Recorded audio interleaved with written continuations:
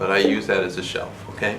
So then if you use tapes, some teachers will ask for your thumb to be across from your first fingernail. I think that's a good point of reference. Some students with very short pinkies will need to bring their thumb back a little bit, if you can see that, because it helps reach.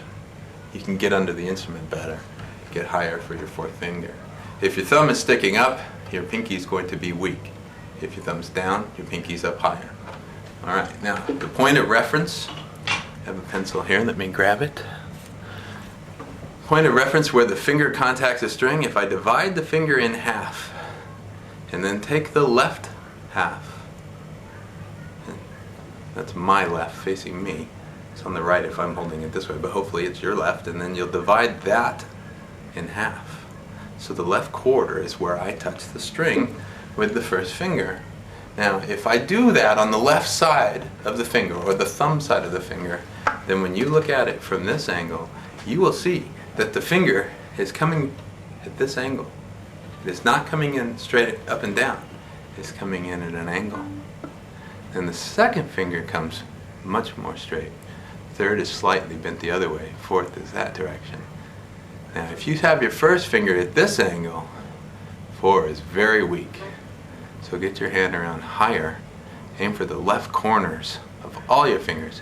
Now this doesn't apply for all situations. If I'm doing fast passage work, I want to be up on the fingertips. So I would be very articulate. If I want to do vibrato and be very lush with the sound, I will flatten my fingers. But that is not a starting point. Your starting point should be up on the fingertips. Okay?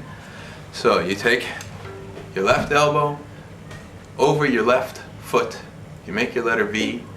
You support it like this. Your first finger will come down across from your first fingernail. You hit the left side of the fingertip. Now another important thing is that you balance your hand over your middle two fingers. These two should be your balance point, so that you can reach 4 and reach 1 comfortably.